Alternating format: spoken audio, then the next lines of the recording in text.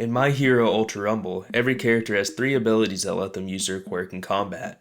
On top of that, each character also has a special action, a unique ability that's locked to the character and stays the same across all battle styles. Unlike normal abilities, special actions can't be leveled up, and they're usually designed to provide mobility, protection, or some form of team utility. In theory, they're meant to round out a character's kit and give them something extra outside of raw damage. But not all special actions are equal. Some are genuinely game-changing, some are very situational, and others feel like they barely do anything at all. So today we're going to be taking a look at the 5 worst special actions in My Hero Ultra Rumble, breaking down what holds them back. My name's Yestermorn, and if you've been enjoying these Ultra Rumble videos, consider subscribing. More breakdowns and rankings are on the way. With that said, let's get straight into it. Coming in as the 5th worst special action in the game, I have Deku's Carry to Safety.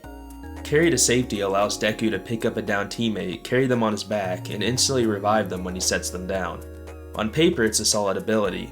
While it's generally weaker than ranged instant revives, it can be better in certain situations because it doesn't have a recharge timer. So why does it make this list? Don't get me wrong, Carry to Safety is useful, and it's easily better than the remaining special actions we'll be talking about. The problem isn't with the ability itself, but how it compares to similar special actions in the game. 2 other characters also have Carry to Safety as their special action, Tenya Ida and All Might. The difference is that both of them get extra functionality built into their special actions. Ida gains Wall Run, letting him sprint up walls while dashing, and All Might gets High Jump, which gives him massive horizontal and vertical mobility. Both of these turn their special actions into not just a revive tool, but a strong movement option as well.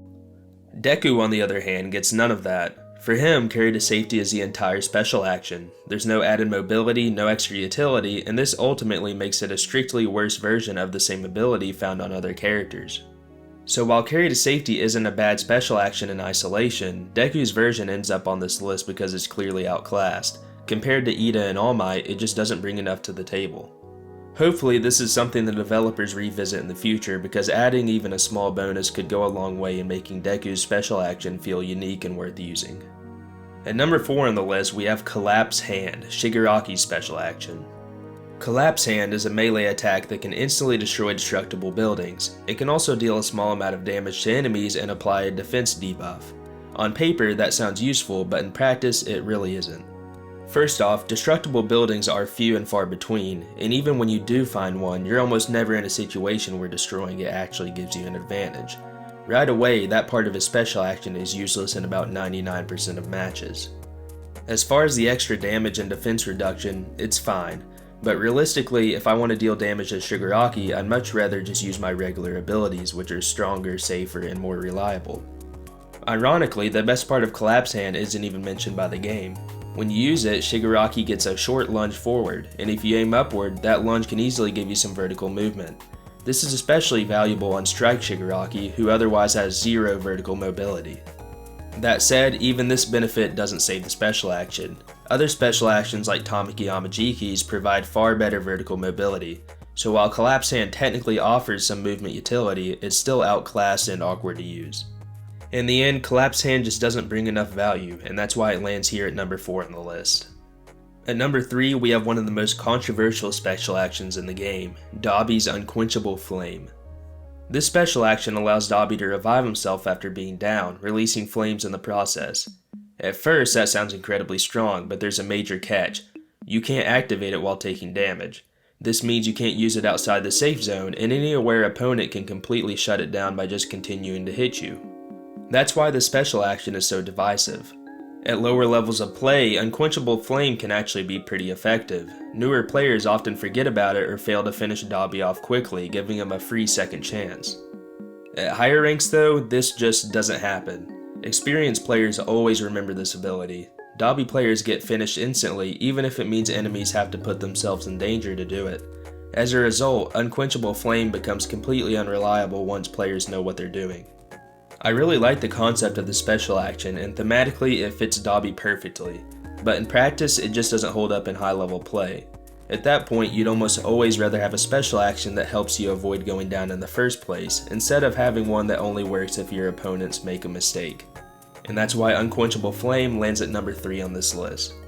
Coming in at number 2, we have Kendo's Big Fist Carry. This special action allows Kendo to pick up an ally in her gigantified hand and throw them a significant distance. In theory, it sounds like a strong repositioning tool, but in reality it's one of the most niche and situational special actions in the whole game. The biggest issue is that most characters already have their own mobility options. Between all of the game's movement abilities, being thrown across the map isn't something most characters actually need or benefit from. On top of that, Kendo obviously can't use a special action on herself. Throwing your teammate means you're intentionally separating yourself from the team. In a game where coordinated team play often decides who wins a fight, splitting up on purpose is usually a terrible idea. There just aren't many situations where the special action feels necessary, let alone impactful. It doesn't save fights, it doesn't swing engagements, and it doesn't provide consistent value. There really isn't much more to say. Big Fist carry ends up feeling underwhelming, and it's a big reason why you almost never see it used in actual matches, and that's why it lands here at number 2 on the list. Lastly, at number 1, we have what I believe to be the worst special action in the game, Shoto's Scorching Flame Wave. This special action places flames on the ground for a few seconds, dealing 11 damage and applying a burn effect. Honestly, there is no situation where using this is the correct decision. Scorching Flame Wave is meant to function as an area control tool, but that's exactly where the problem starts. Both of Shoto's battle styles already excel at area control.